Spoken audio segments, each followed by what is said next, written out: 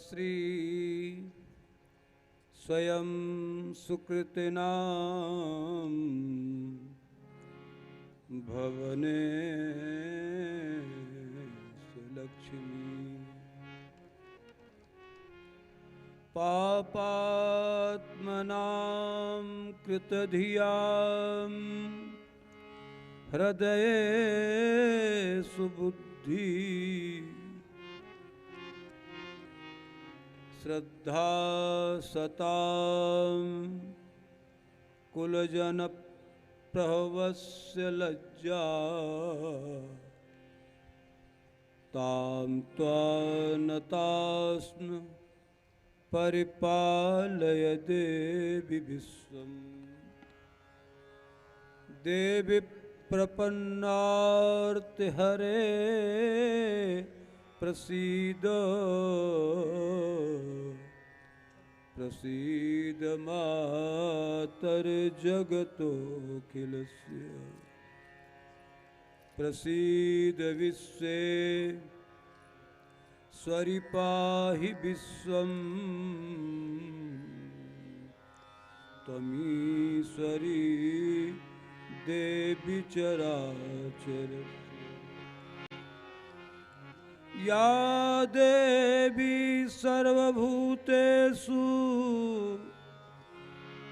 मातृरूपेण संस्थिता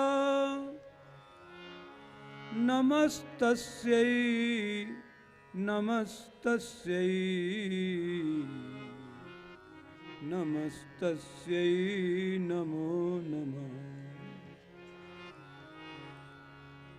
या देवी सर्वभूतेषु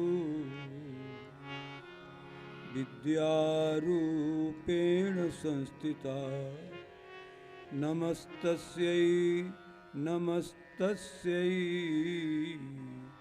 नमस्तस्यै नमो नमः। नारायणं नमस्कृत्य नरं चैव नरोत्तमं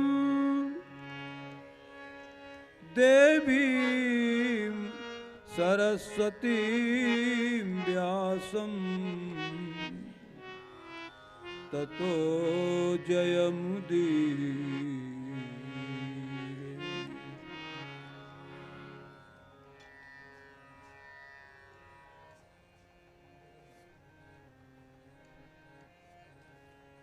जनक सुता जग जननी जानकी जनक सुता जग अतिशय प्रिय करुणा निधानी अतिशय प्रिय करुणा निधान की ताके जुग पद कमल मनावो ताके जुग पद जासु कृपा निर्मल मति पावो जासु कृपा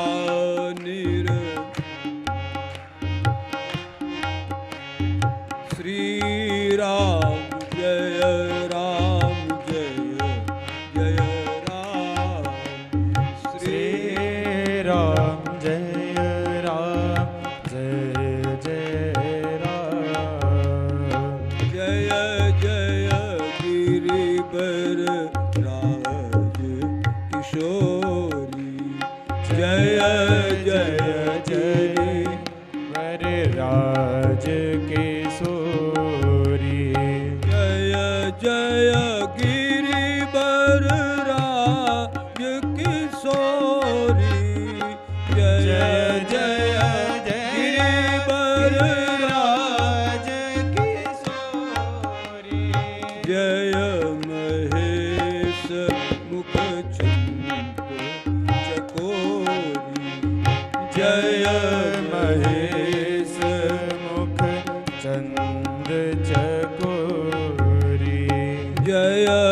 गज बदन सडानन माता जय गज बदन सडानन माता जय गज बदन सडानन माता जय गज बदन सडानन माता जगत जननी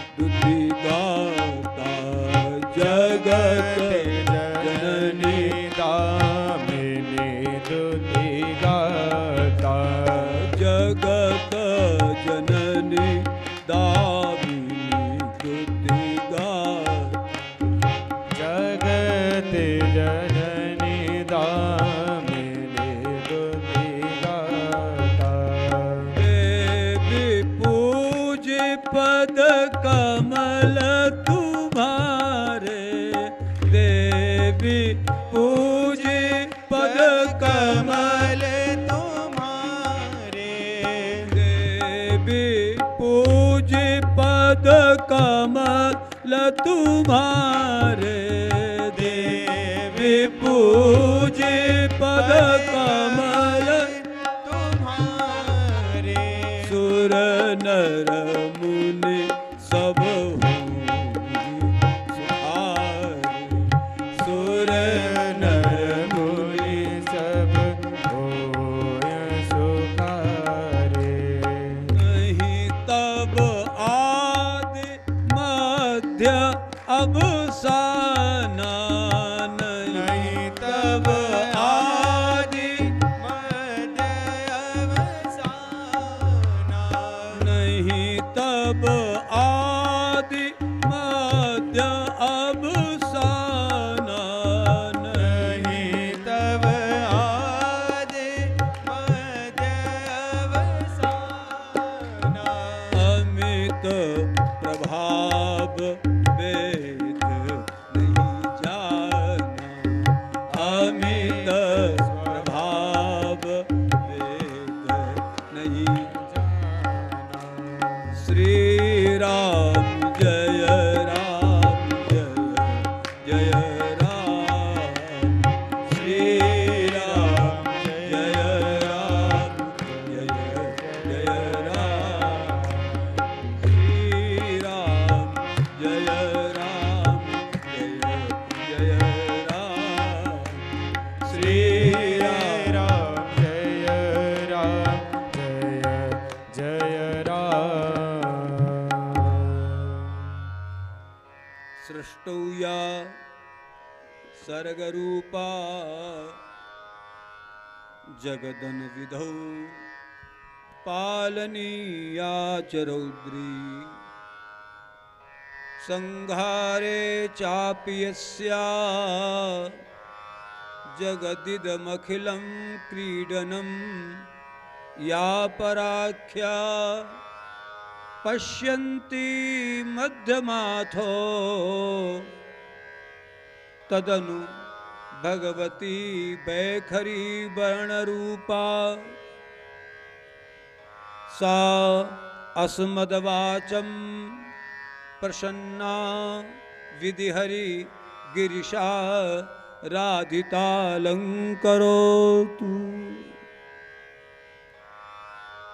पूर्वात पूर्व परम्बा जगदम्बा आदिशक्ति महाकाली महालक्ष्मी महासरस्वती रूपा को प्रणाम है। पूज्य चरण पूज्य पाद महाराज श्री को नित्य का नमन है। शारदीय नवरात्रियों में आज श्रीमद् देवी भागवत महापुराण की पावन चर्चा में सब लोगों का स्वागत है, आपका अभिनंदन है और आपको वंदन भी है। यूँ तो 2 रात्रियां वासंतिक और नवरात्र हम लोग प्रायः इनमें ही व्रत वगैरह करते हैं, लेकिन नवरात्रियां 4 हैं, आप सब लोग जानते हैं। माघ के महीने में भी जो माघ का शुक्ल पक्ष होता है वो नवरात्रि होता है, और आषाढ़ का शुक्ल पक्ष भी नवरात्र माना जाता है। अभी तक हम लोगों ने पितरों का पूजन किया, पितरों की प्रसन्नता हो और उसके बाद फिर भगवती का आराधन हो। बिना शक्ति के काम चलता नहीं। माँ शक्ति रूपा है। चाहे आपके पास विद्या की शक्ति हो, चाहे आपके पास भक्ति की शक्ति हो, चाहे आपके पास ज्ञान की शक्ति हो, चाहे आपके पास बल की शक्ति हो, चाहे आपके पास तप की शक्ति हो, चाहे आपके पास विराग की शक्ति हो, आज तक संसार में जो भी कुछ किसी ने प्राप्त किया, बिना शक्ति के कुछ नहीं होता। माँ शक्ति स्वरूपा है। प्रहलाद को, ध्रुव को यदि समाज ने जाना तो भक्ति की शक्ति उनके पास थी, तब समाज ने उनको पहचाना, उनकी पहचान हुई।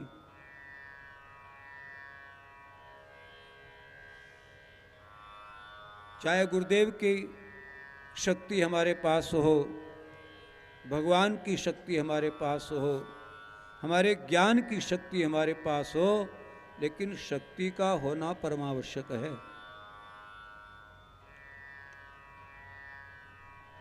हमारे यहाँ मंगलाचरण की परंपरा है और हम सब लोग जानते हैं कि मंगलाचरण मूलतः तो 3 तरह का है, लेकिन एक नया और इसमें मंगलाचरण जोड़ लिया गया है। तो 4 तरह का मंगलाचरण अब हम लोगों ने मानना शुरू कर लिया है। वस्तु निर्देशात्मक मंगलाचरण, आशीर्वादात्मक मंगलाचरण, नमस्कारात्मक मंगलाचरण और उपासनात्मक मंगलाचरण, ये चतुर्विध मंगलाचरण है। अलग अलग आवश्यकता के अनुसार हमारे ऋषि अलग अलग मंगलाचरण का प्रावधान रखते हैं, और बिना मंगलाचरण के कोई काम सधता नहीं। कोई भी रचनाकार जब रचना को प्रारंभ करता है तो अपने इष्ट का, अपने गुरुदेव का आराधन करता है कि हमारा यह ग्रंथ निर्विघ्नता के साथ परिपूर्ण हो जाए। तो मंगलाचरण की आवश्यकता तो है। इस मंगलाचरण में सूत जी सृष्टौ या सर्ग रूपा, जब हम पुराण को पढ़ते हैं तो उसमें 5 लक्षण पुराण के हैं और 10 लक्षण महापुराण के हैं। तो सबसे पहला जो लक्षण है, अत्र सर्गो विसर्गश्चा स्थानम पोषणमूतया, तो सर्ग, तो सृष्टौ या सर्ग रूपा जगद वन विधौ पालनी या चरौद्री, जो सृष्टि के लिए आदि है, आद्या शक्ति है, ऐसी जो आद्या शक्ति है वह हमारी वाणी को, वह हमको शक्ति प्रदान करे कि हम कुछ बोलें। जो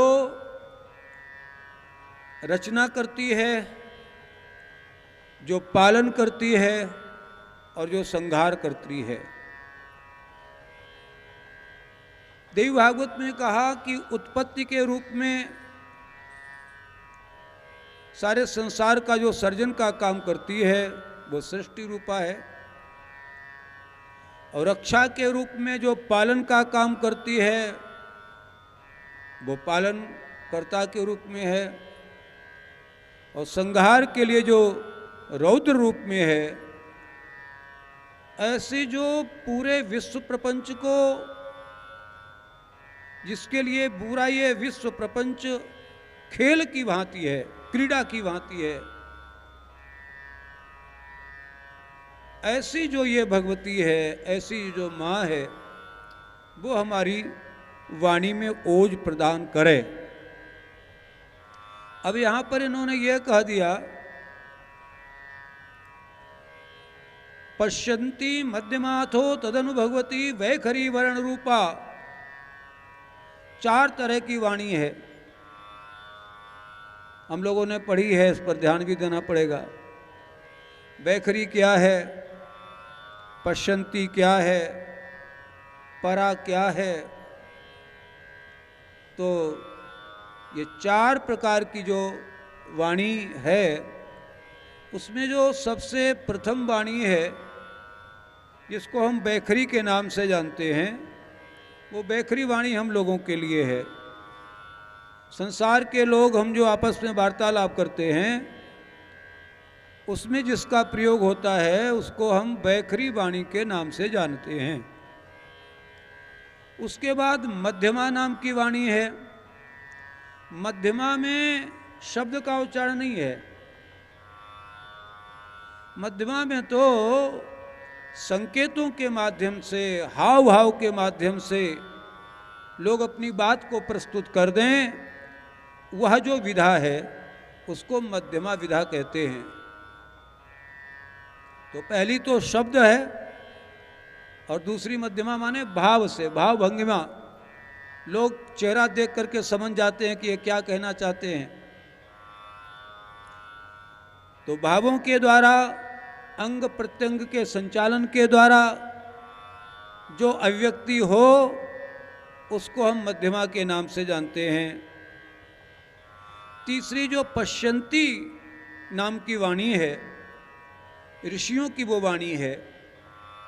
ऋषि लोग जिन मंत्रों का दर्शन किए, उन्हीं मंत्रों के बाद में वो दृष्टा कहलाए। अमुक मंत्र के दृष्टा अमुक ऋषि हुए, अमुक मंत्र के दृष्टा अमुक ऋषि हुए। जैसा उन्होंने देखा वैसा का वैसा जो वर्णन कर दिया, वो जो विधा है वो पश्यन्ति विधा है।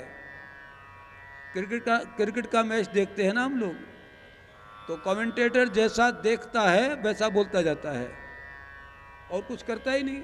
जैसा दृश्य सामने है वैसा बोलता जाता है। तो वो जो वाणी है, वो वाणी है पश्यन्ति, जो देखा गया उसको बोल दिया गया। और एक अंतिम वाणी है, जिसका वाणी का नाम है परावाणी। परावाणी सबको नहीं प्राप्त होती।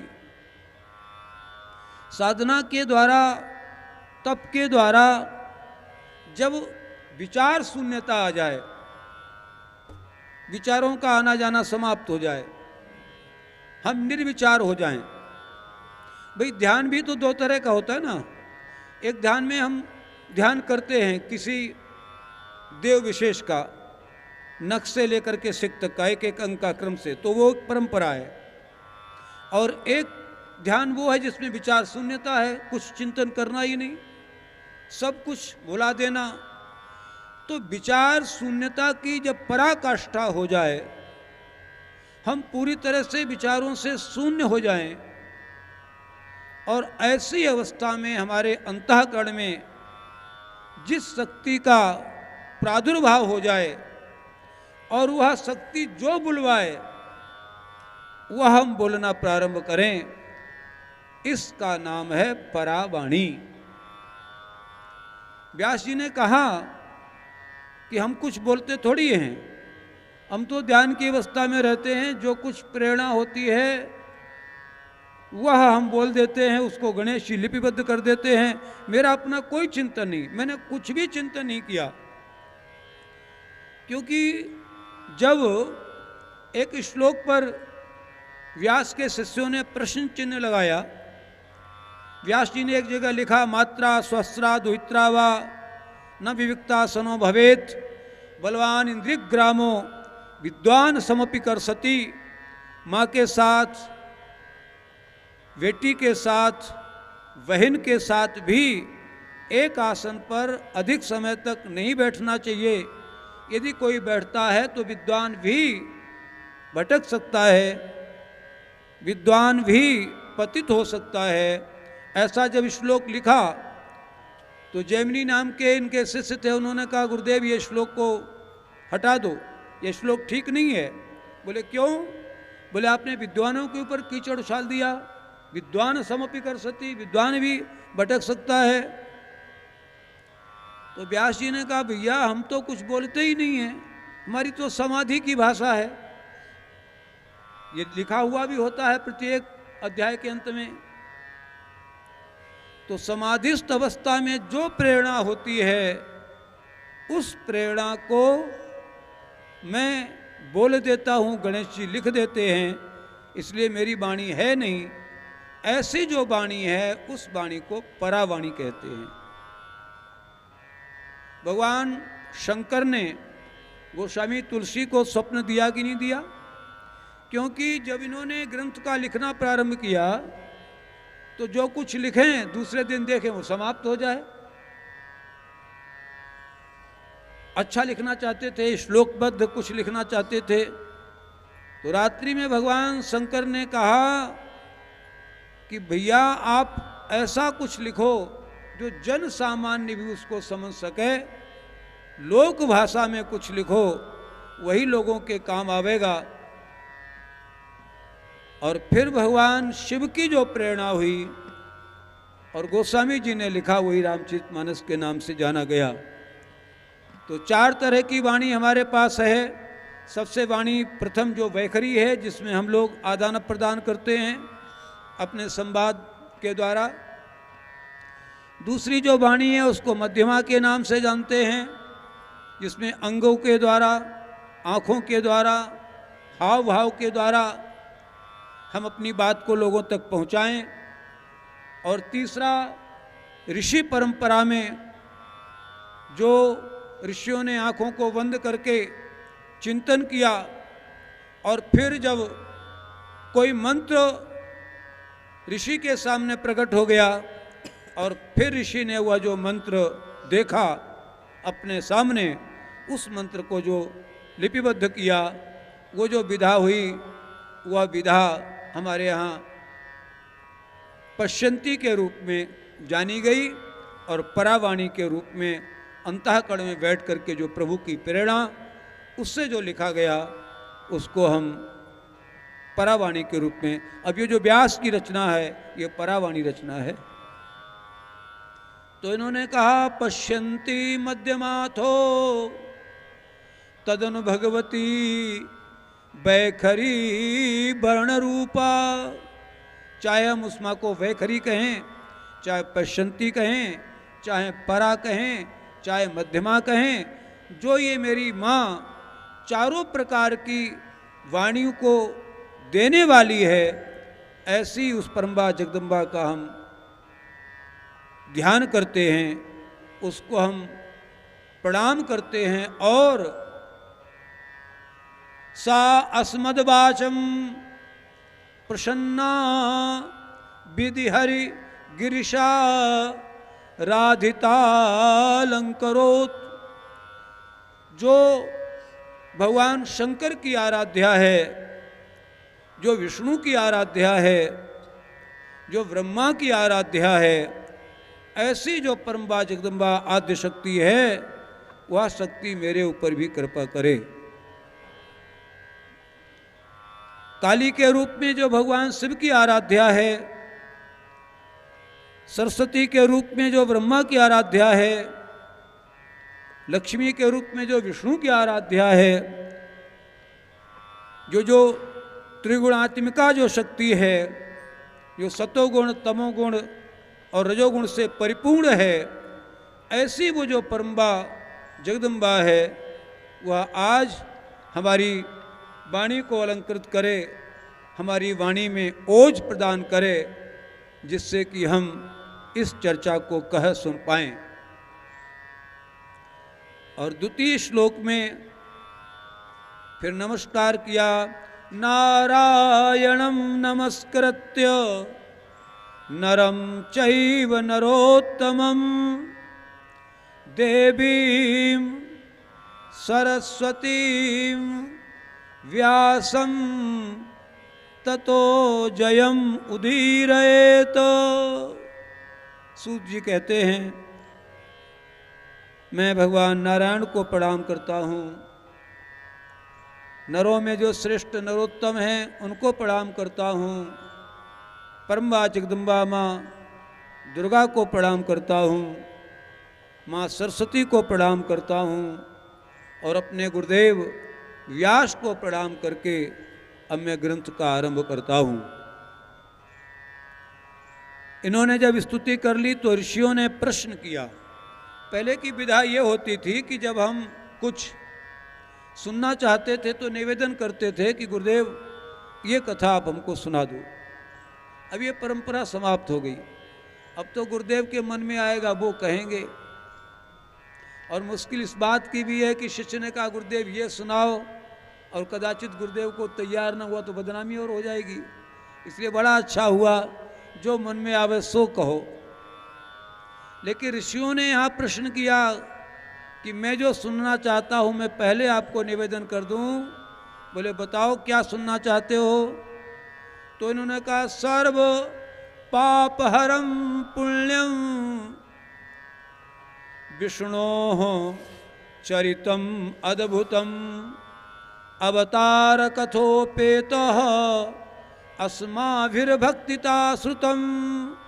आपके द्वारा भगवान विष्णु की कथाएं सुनाई गई, हमने सुनी।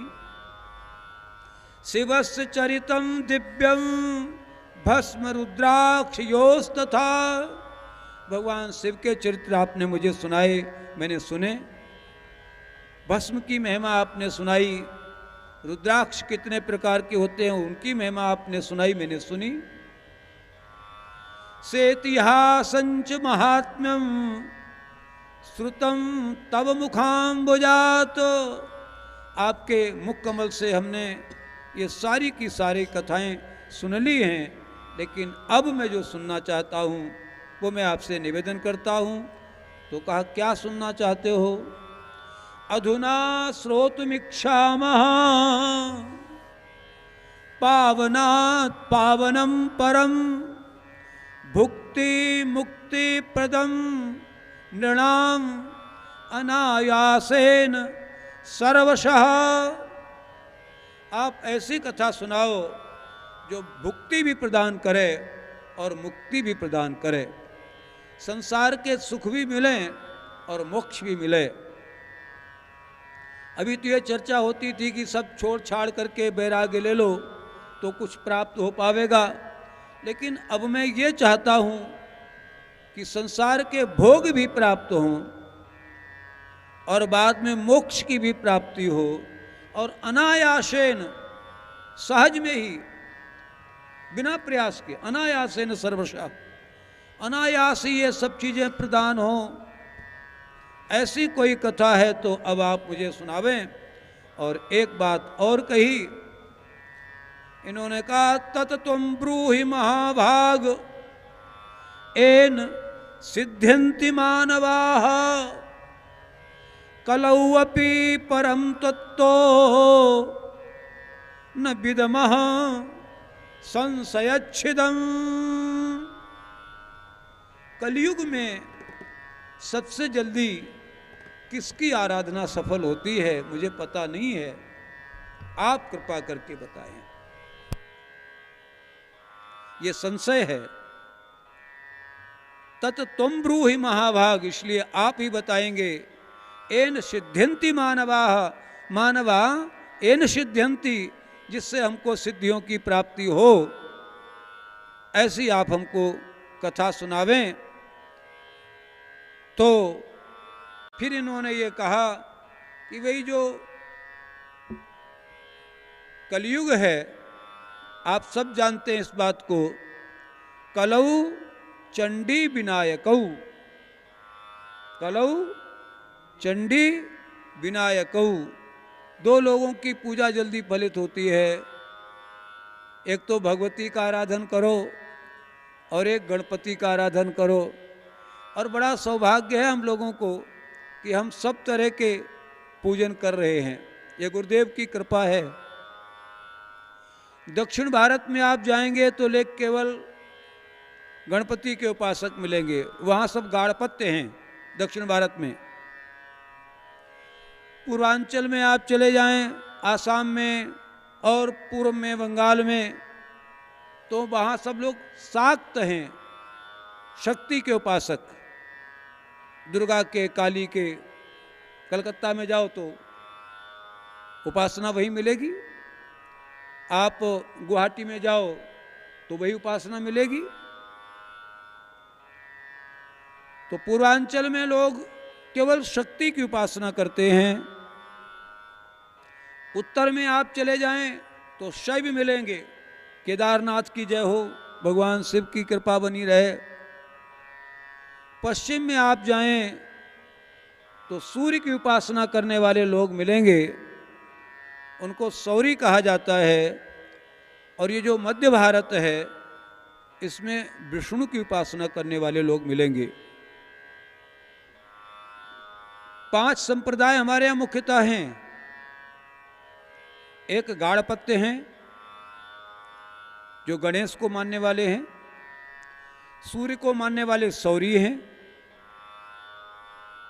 दुर्गा को मानने वाले शाक्त हैं, विष्णु को मानने वाले वैष्णव हैं और भगवान शिव को मानने वाले शैव हैं। वस्तुतः भेद तो नहीं है, लेकिन फिर भी हम लोगों ने भेद मान लिया।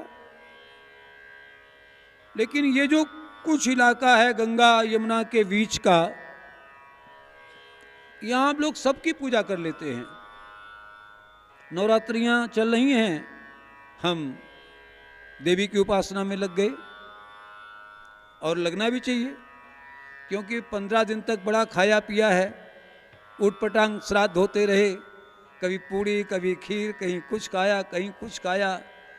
अब हमारा स्वास्थ्य ठीक हो, इसके लिए 9 दिन व्रत की बात आ गई, व्रत करना चाहिए है?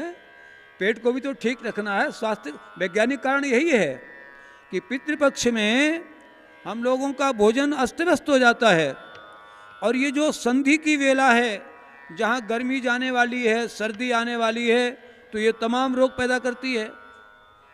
इसलिए विज्ञान को धर्म से इसलिए जोड़ा गया कि धर्म के भय से लोग विज्ञान की चीज़ों को जीवन में उतारें।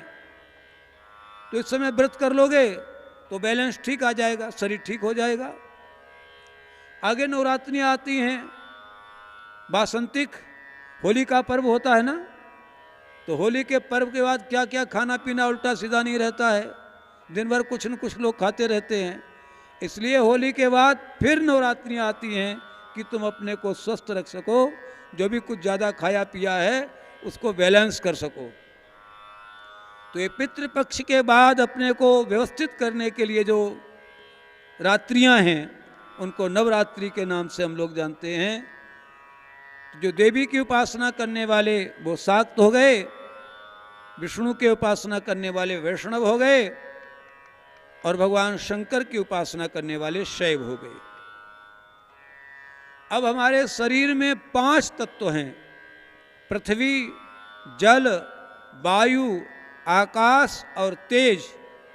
इनके भी मालिक यही एक एक देवता हैं। प्राण तत्व की मालिक माँ है, जगदम्बा है, ये प्राण तत्व की मालिक है। जल तत्व के मालिक भगवान शंकर हैं। पृथ्वी तत्व के मालिक भगवान गणपति हैं। तेज तत्व के मालिक भगवान विष्णु हैं। एक एक तत्व के मालिक एक एक देव हैं। इसलिए हमारे यहाँ पंच देवों की कृपा मेरे ऊपर बनी रहे, इसलिए हम इनका आराधन करते हैं। शरीर में वैसे सभी चीज़ों की आवश्यकता है, लेकिन सबसे ज़्यादा अगर कीमती कोई वस्तु है तो प्राण ही तो है। कोई अंग किसी तरह से भंग हो जाए, डॉक्टर कहें इसको कटवा लो तो तुम बच जाओगे, वरना तो तुमको मरना पड़ेगा। तो व्यक्ति कहे महाराज पैर में गला लग गया, इसको काटो, कोई बात नहीं है, लेकिन हमको जिंदा रहना है, हमको मरना नहीं है। तो क्या ज़्यादा कीमती हुआ? प्राण। अंगभंग होने के बाद भी आदमी जीवित रहना चाहता है, इसलिए प्राणों की ज़्यादा हमारे यहाँ उपादेयता है, उनका ज़्यादा महत्व है। और भगवती प्राण तत्व की मालिक है। हमारा प्राण ठीक से काम करे, जो 10 प्राण हैं, अपान व्यान समान उदान, ये आप सब लोग जानते हैं, कूर्म कृकल देवदत्त धनंजय नाग, ये जो 10 प्राण हैं, 10 प्राण हमारे शरीर में ठीक से काम करें, इसलिए भगवती के आराधना की आवश्यकता पड़ती ही है।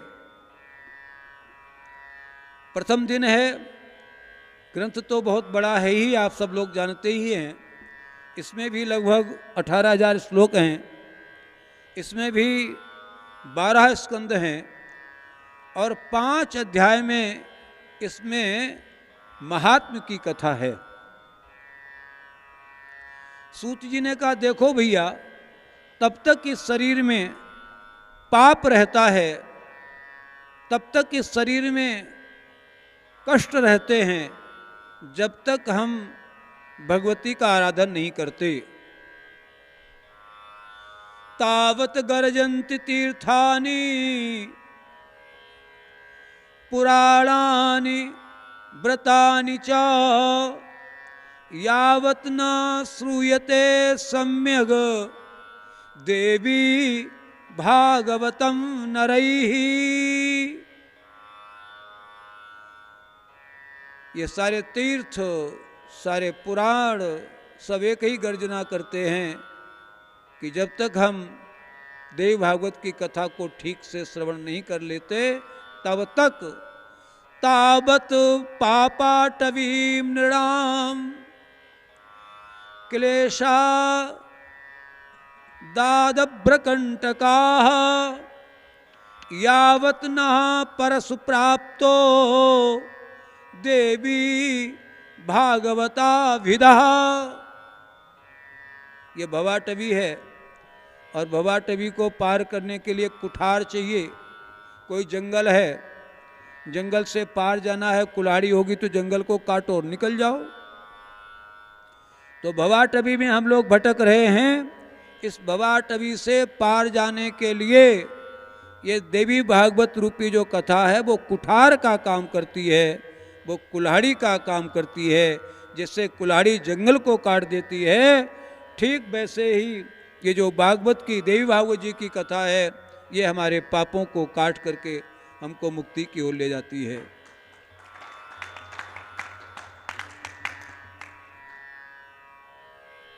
व्यास जी महाराज ने वह लोग, जो लोग वेदों को नहीं पढ़ सकते, जो उपनिषदों को नहीं पढ़ सकते, जिनको संस्कृत का बोध नहीं है, जिनकी वेद में गति नहीं है, तो व्यास जी ने कृपा करके उनको पुराण की भाषा में देवी भागवत प्रदान की।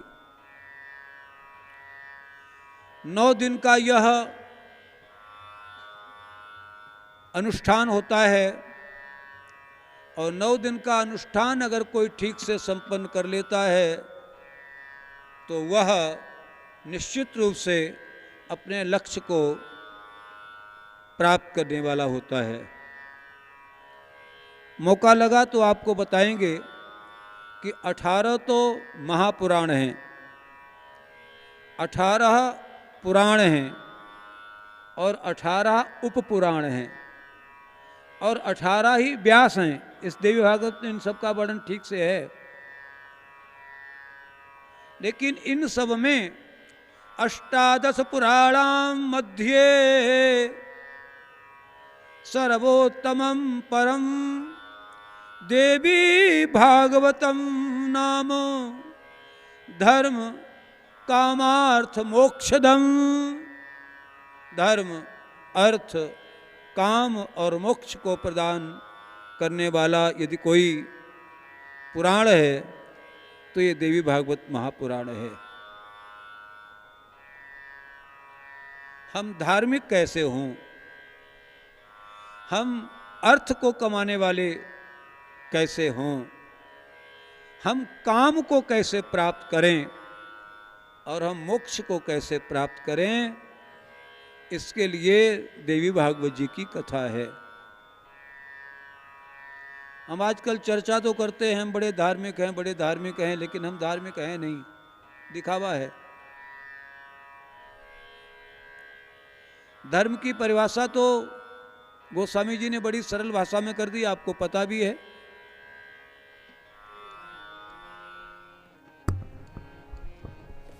परहित सरिस धर्म नहीं भाई। परहित सरस धर्म नहीं भाई। परहित सरिस धर्म नहीं भाई। परहित सरिस धर्म नहीं भाई। पर पीड़ा सम नहीं अधमाई। पर पीड़ा सम नहीं अधमाई। पर पीड़ा सम नहीं अधमाई। पर पीड़ा सम नहीं अधमाई। धर्म न दूसर सत्य समाना। धर्म ना दूसर सत्य समाना। धर्म न दूसर सत्य समाना। धर्म ना दूसर सत्य समाना। आगम निगम पुराण बखाना। आगम निगम पुराण बखाना।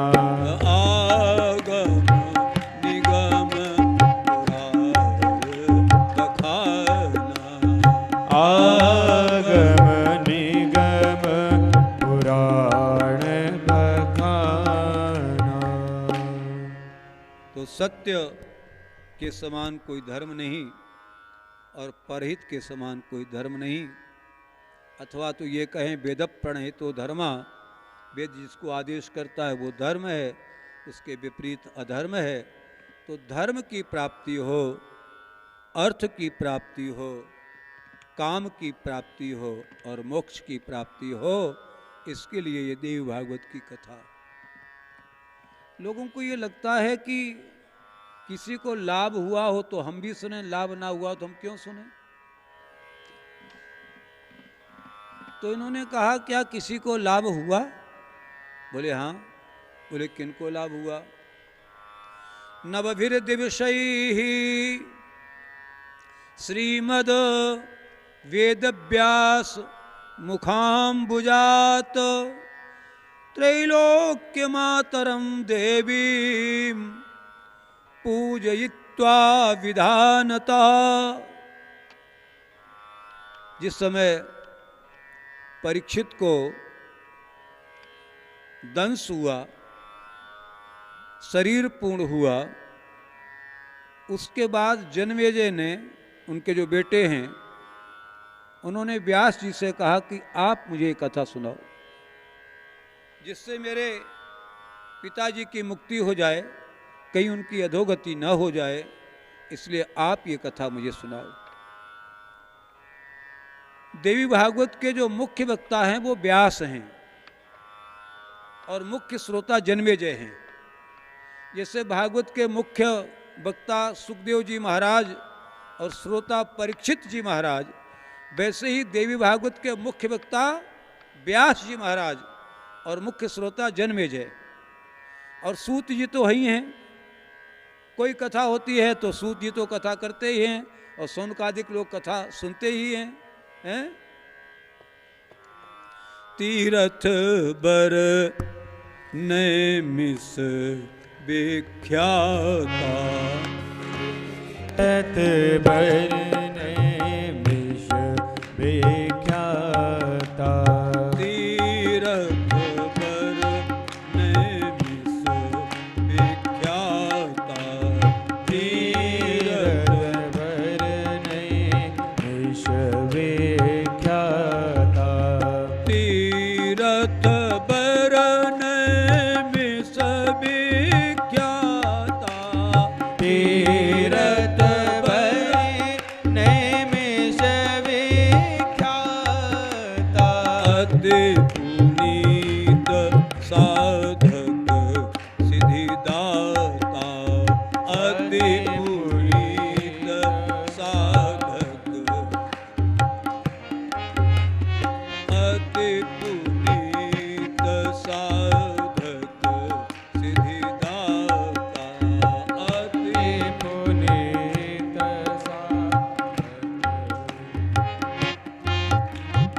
तीर्थराज नैमिषारण्य है, उसमें सूत जी ने सभी पुराण कहे, शौनकादिक ने सभी पुराण सुने। तो दो वक्ता मुख्य हैं, सूत जी वक्ता हैं, शौनकादिक श्रोता हैं, और जन्मेजय श्रोता हैं मुख्य, और व्यास जी इसके वक्ता हैं मुख्य। तो उन्होंने कहा 9 दिन का जब ये नवान पारायण हो गया और त्रिलोक की मातरम देवीम, तीनों लोक की जो माँ भगवती दुर्गा है, पूजयित्वा विधानतः, विधान से पूजन किया गया। आप सब जानते हैं पहले दिन का जब पूजन होता है, कुमारी पूजन, तो शैलपुत्री के रूप में होता है। ऐसा भी मिलता है प्रमाण कि 1 वर्ष की लड़की का, 1 वर्ष की कन्या का पूजन पहले दिन होना चाहिए। द्वितीयम ब्रह्मचारिणी, दूसरे दिन की कथा में 2 वर्ष की कन्या का विवाह हो, वो पूजन हो, उसका सम्मान हो, और उसके क्रम से 9 दिन की जब कथा हो तो फिर ठीक से यज्ञादि संपन्न किया जाए तो लाभ मिलता है। इसमें परीक्षित को लाभ क्या मिला है, ये प्रमाण दिया है। जब जन्मेजय ने अपने पिता के उद्धार के लिए कथा का श्रवण किया इसी शारदीय नवरात्रि में, तो भागवतकार कहते हैं नवाह यज्ञे संपूर्णे परीक्षिदपि भूपति दिव्य रूप धरो देव्या सालोक्यम तत्क्षणागता अगात। 9 दिन का जैसे ही यह व्याख्यान पूर्ण हुआ तो दिव्य रूप को प्राप्त करके भगवती देवी की कृपा से सालोक्य मुक्ति को प्राप्त हो गए। अब आपको पता होना चाहिए मुक्ति कितने तरह की है। सालोक्य है, सारूप्य है, सायुज्य है, सामीप्य है और सार्ष्टी, 5 प्रकार की मुक्तियों का प्रमाण है। सालोक्य का अर्थ क्या हुआ? भगवती ने अपने लोक में बुला लिया, जहाँ उनका स्थान है वहाँ परीक्षित को स्थान प्राप्त हुआ। सारूप्य का अर्थ है कि जो भगवान का रूप है वह रूप मिल जाए। सामीप्य का स्थान है कि भगवान के निकट उनकी सेवा में रहने का मौका मिल जाए। सायुज्य का अर्थ है कि भगवान में आत्मसात हो जाएं, और साष्टी का अर्थ है भगवान के जो वैभव हो वो मिल जाएं। तो ये जो सालोक्य धाम है, भगवती का जो धाम है, वो धाम परीक्षित को प्राप्त हुआ था 9 दिन की कथा के सुनने के प्रभाव से। इसलिए कहा एक प्रमाण तो सबसे बड़ा ये है कि परीक्षित को सालोक की मुक्ति की प्राप्ति हुई, इसलिए कथा को सुनना चाहिए। अब इन्होंने कहा कि कोई ऐसा भी हो सकता है कि पूरे टाइम कथा नहीं सुन सकता, 2 दिन सुनो, 1 दिन सुनो, आधे घंटे सुनो, घंटे भर सुनो, जितना टाइम मिले। भागवत में इसमें स्पष्ट लिखा हुआ है, दिनमर्धम तदर्थम वा मुहूर्तम क्षणमेव वा ये श्रवन्ति नरा भक्त्या न तेषाम दुर्गति क्वचित। उनकी दुर्गति नहीं होती, सुगति होती है। इसलिए श्रवण करना ही चाहिए। श्रवणवंत को असजगमाही, कौन ऐसा कान वाला व्यक्ति है जिनको भगवत कथा अच्छी न लगती हो? सबको लगनी चाहिए। तो पूरे एक अध्याय में कथा के महत्व को इन्होंने स्पष्ट किया और ये कहा कि किसी को अमृत पिला दो तो अमर हो जाएगा, अकेला व्यक्ति अमर हो जाएगा।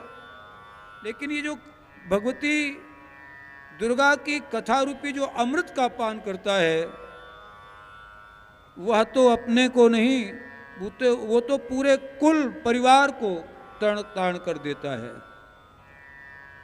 सुधा पिबत एक एव नरः स्यात् अजरामरः। जो अमृत का पान करता है, जो पान करता है उसको ही लाभ मिलता, दूसरे को तो लाभ नहीं मिलेगा। जिसने अमृत पी लिया उसको लाभ मिल गया, अजर अमर हो गया। लेकिन देव्याः कथामृतम कुर्यात् कुलमेव अजरामरम। जो भगवती की कथा का श्रवण पान करता है, वो अपने पूरे परिवार को निश्चित रूप से मुक्ति के पथ को ले जाने का अधिकारी होता है। चारों नवरात्रियों में जब भी समय मिले, हम लोगों को पाठ करना चाहिए, श्रवण करना चाहिए। और 4 श्लोकों में इन्होंने बहुत बड़ी बात कह दी। इन्होंने कहा, ये दुर्हृदः पापरता विमूढ़ा मित्रद्रुहो वेद विनिंदिकाश्च हिंसारता नास्तिक मार्ग सक्ता नवाह यज्ञेन पुनन्ति ते कलौ।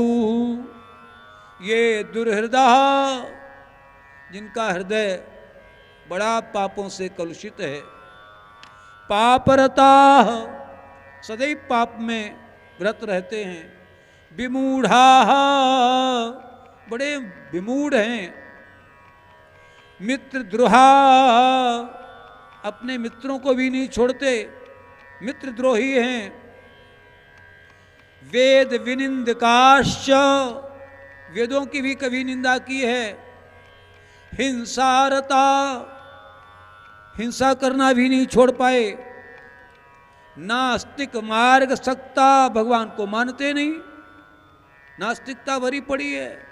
ऐसे लोग भी कदाचित किसी तरह से भी नवाह यज्ञेन ते कलौ पुनन्ति, 9 दिन की यदि कथा वो श्रवण कर पाते हैं तो निश्चित रूप से उनको लाभ होता है। पुनन्ति, उद्धार हो जाता है, पवित्र हो जाते हैं। तथा न गंगा न गया न काशी न नैमिषम नो मथुरा न पुष्करम पुनाति सद्यो बदरी बनम नो यथा ही देवी मख एष विप्राह। अरे भैया, गंगा में जाने के बाद, गया में जाने के बाद, काशी नैमिष मथुरा पुष्कर बद्रीवन जाने के बाद जो लाभ नहीं मिलता, वो लाभ भगवती की कथा के सुनने से प्राप्त होता है। इसलिए इसमें अष्टमी को पूजन करने से, चतुर्दशी को पूजन करने से, 9 दिन पूजन करने से, देवी भागवत की कथा के श्रवण करने से निश्चित रूप से अपुत्र हैं उनको पुत्र का लाभ, रोगी को रोग से मुक्ति, वंध्या को संतान का लाभ। तो जो भी प्रेम के साथ इस कथा का श्रवण कर पाते हैं उनको कथा का लाभ मिलता है। प्रथम दिन है सोच करके तो बैठे थे महात्मा की कथा हम पूर्ण कर लेंगे, लेकिन ये नहीं हो पाया।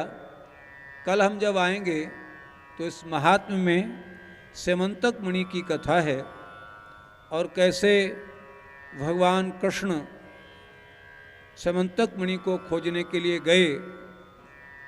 12 दिन तक लोगों ने इंतजार किया, नहीं लौटे, तो द्वारिका के सब लोग रोते हुए अपने घर चले गए।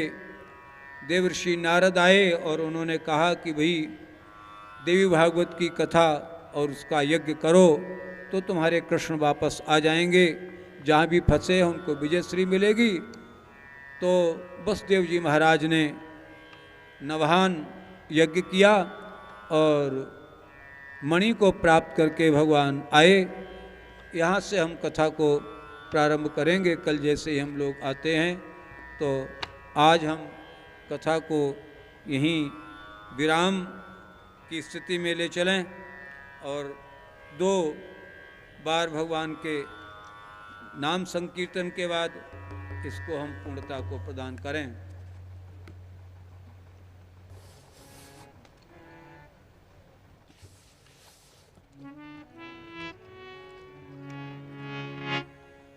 दुखों से अगर चोट खाई न होती, दुखों से अगर चोट खाई न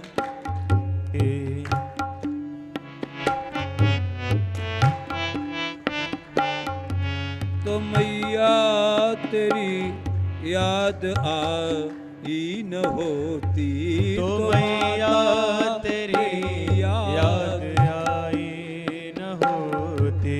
दुखों से अगर चोट खाई न होती, दुखों से अगर चोट खाई न होती। तो मैया तेरी याद आई न होती, तो मैया तेरी याद आई न होती।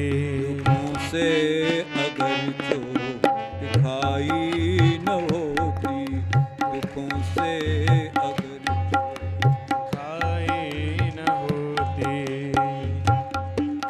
कभी जिंदगी में ये आँखें न खुलती, कभी जिंदगी, कभी जिंदगी में ये आँखें न खुलती, कभी जिंदगी में जरा,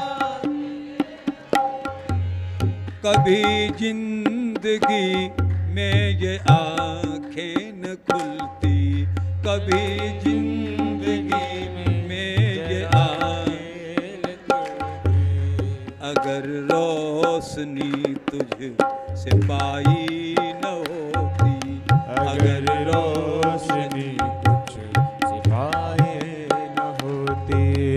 तो मैया तेरी याद आई न होती, तो मैया तेरी याद आई न होती। दुखों से अगर चोट खाई न होती, दुखों से अगर चोट खाई न होती।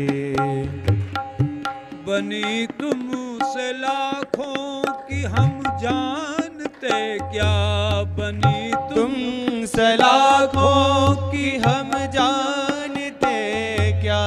बनी तुमसे लाखों की हम मानते क्या, बनी तुमसे लाखों की हम मानते क्या। बनी तुमसे लाखों की हम मानते क्या, बनी तुमसे लाखों की हम मानते क्या। हमारी जो बिगड़ी बनाई न होती, हमारी जो बिगड़ी बनाई न होती। तो मैया तेरी याद आई न होती, तो मैया तेरी याद आई न होती। दुखों से अगर चोट खाई न होती, दुखों से अगर चोट खाई न होती, जगाते न यदि तुम निज ज्ञान द्वारा, जगाते न यदि तुम मुझे ज्ञान द्वारा, जगाते न यदि तुम निज ज्ञान द्वारा, जगाते न यदि तुम निज ज्ञान द्वारा, जगाते न यदि तुम निज ज्ञान द्वारा, जगाते न यदि तुम निज ज्ञान द्वारा, तो जीवन में कोई भलाई न होती, तो जीवन में कोई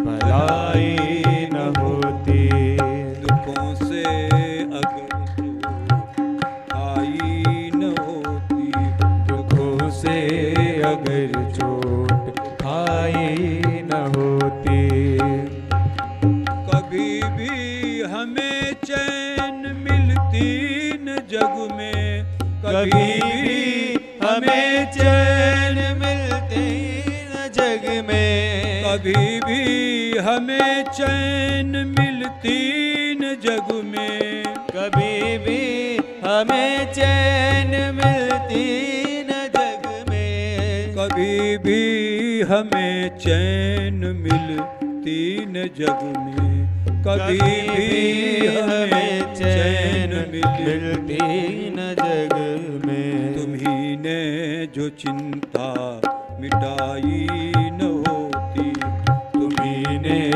जो चिंता मिटाई न होती, तो मैया तेरी याद आई न होती, तो मैया तेरी याद आई न होती, दुखों से अगर चोट आई न होती, दुखों से अगर चोट खाई न होती, दुखों से अगर चोट खाई न होती, दुखों से अगर चोट खाई न होती। सर्वे भवन्तु सुखिनः, सर्वे सन्तु निरामयाः, सर्वे भद्राणि पश्यन्तु, मा कश्चित् दुःखभाग् भवेत्।